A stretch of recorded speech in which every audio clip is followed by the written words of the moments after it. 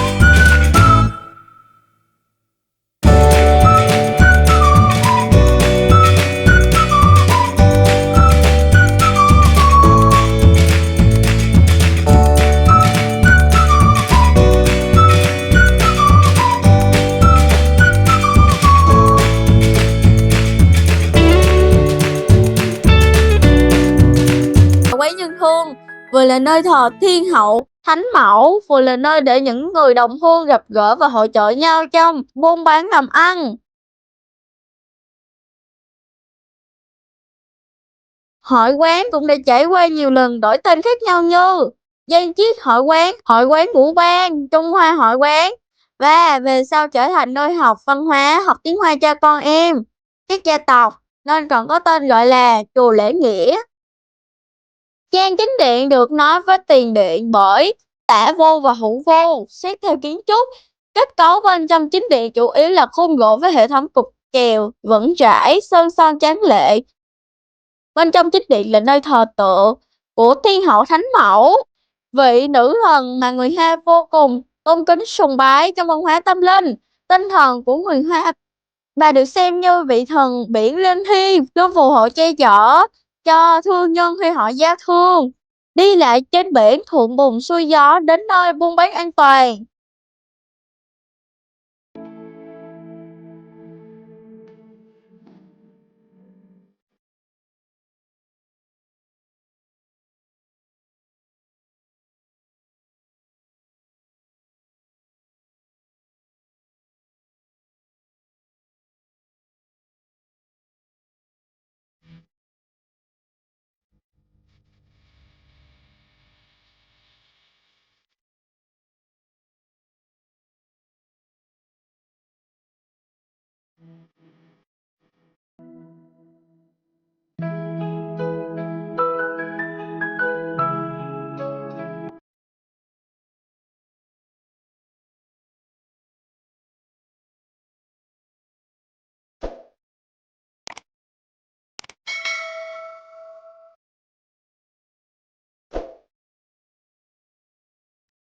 Về ẩm thực Hội An thì đặc sắc nhất phải kể đến cơm gà phố hội. Cơm gà nghe rất đổi quen thuộc, xong cơm gà phố hội lại mang hương vị vô cùng khác lạ. Cơm ngon dẻo ăn kèm với gà, hành tây, rau thơm, chào quế và đu đủ cà chua.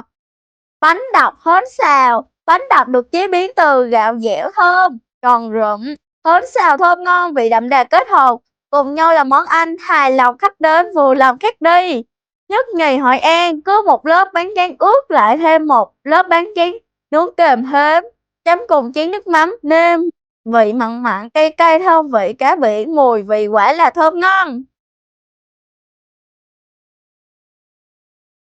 Chè bắp, món ăn vặt Hội An ngon rẻ. Chè bắp là món ăn dân dã, có vị ngọt thơm tự nhiên từ Bắc Cẩm Nam. Nổi tiếng xứ Hội, chè bắp Hội An không nấu cùng nước dừa như chè miền Nam, mà chỉ dùng nước dừa rưới lên ăn để tăng vị béo. Bởi vậy, chè luôn giữ nguyên bản hương vị của bắp mới bẻ. Mì Quảng, thoạt nhìn mì Quảng có vẻ giống như món cao lầu, xong thực tế chỉ cần thử một miếng bạn sẽ cảm nhận ngay sự khác biệt giữa hai món ăn. Mì Quảng mang hương vị đậm đà, được ăn cùng thịt, tôm, trứng cút và các món ăn kèm đặc trưng như bánh tráng nướng và rau ăn. Cao lầu, theo những bậc lão làng tại phố cổ, cao lầu là món ăn có từ rất lâu vào khoảng thế kỷ 17 và chịu ảnh hưởng nhiều từ ẩm thực Trung Hoa và Nhật Bản.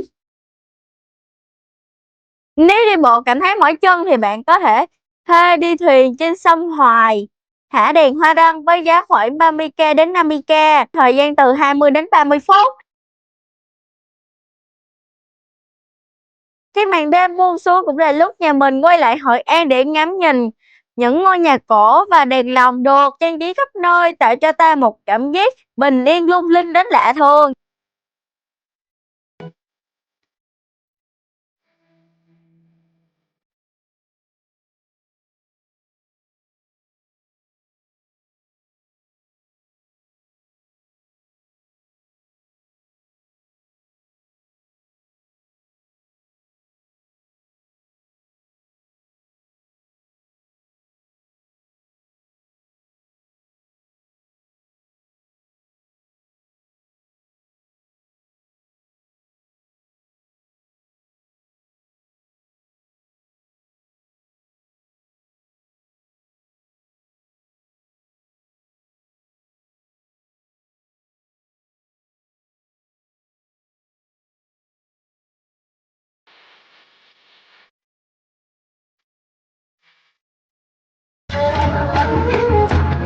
Nhà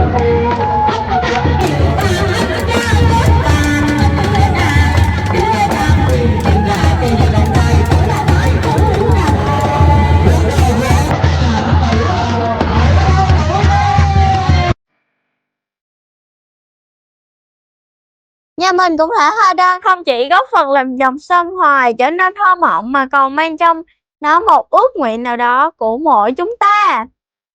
Cảm giác ngồi trên một chiếc thuyền với người bản địa và tìm hiểu cuộc sống mưu sinh hay nét văn hóa đặc trưng tại nơi này cũng giúp ta mở mang thêm về kiến thức du lịch. Giá một cái hoa đăng là 10 cành thôi.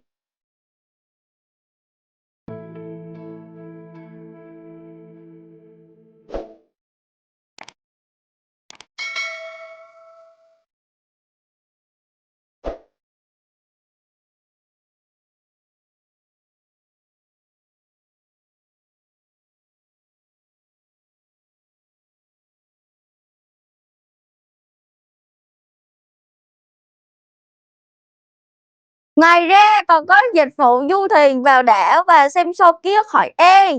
Thả đèn hoa đăng và tặng một món ăn với giá vé là 600 cành. Đây cũng là một trải nghiệm rất đáng thử khi đến Hội An.